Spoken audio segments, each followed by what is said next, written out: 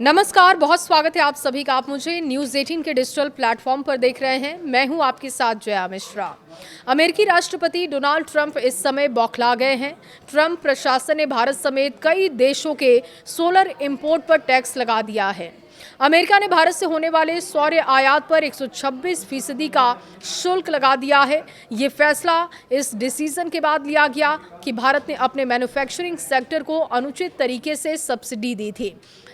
Economic times के अनुसार Trump प्रशासन का ये भी कहना है कि ये कदम अमेरिकी घरेलू निर्माताओं की सुरक्षा के लिए उठाया गया है और इससे क्लीन एनर्जी प्रोजेक्ट्स की लागत बढ़ने की आशंका है।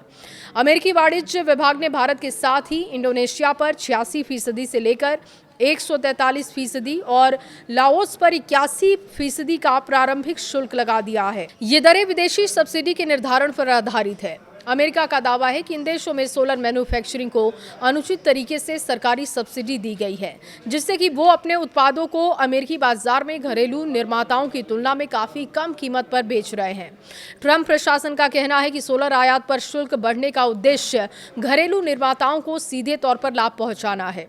15% से अलग होंगे ये शुल्क। देखिए, ये शुल्क ट्रंप के उन व्यापक वैश्विक टैरिफ से अलग होंगे जिन्हें पिछले सप्ताह अमेरिकी सुप्रीम कोर्ट ने खारिज कर दिया था और इसके जवाब में ट्रंप ने नए 10% टैरिफ जारी किए, जिसे उन्होंने बढ़ाकर 15% करने की धमकी दी।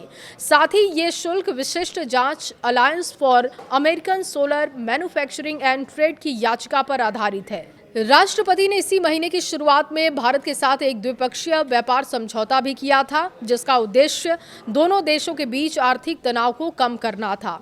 और किस देश से कितना आयात हो रहा है, अब इसका आंकड़ा भी आपके सामने रख रहे हैं। साल 2025 की पहली छमाही की बात की जाए तो अमेरिका को होने वाले सौर मॉड्यूल आयात में भारत, इंडोनेशिया और लाओस की साझेदारी बताई जा रही है और ये हिस्सेदारी 57% थी।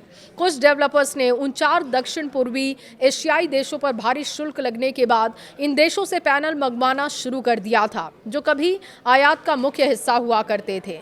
इसके साथ ही वाणिज्य विभाग के मुताबिक साल 2024 में भारत से सौर आयात का मूल्य करीब 792.6 मिलियन डॉलर था, जो कि साल 2022 की तुलना में 9 गुना अधिक रहा। ऊंची दरें कितनी सही और कितनी गलत है, अब ये भी समझ लीजिए। एक शोध नोट में लिखा गया कि शुल्क की ये ऊंची दरें भारतीय सौर पैनल निर्माताओं के लिए अमेरिकी बाजार को काफी हद तक अनुपलब्ध बना देता है। यानी भारतीय और सौर कंपनियों के लिए अमेरिकी बाजार अब लगभग बंद हो जाएंगे।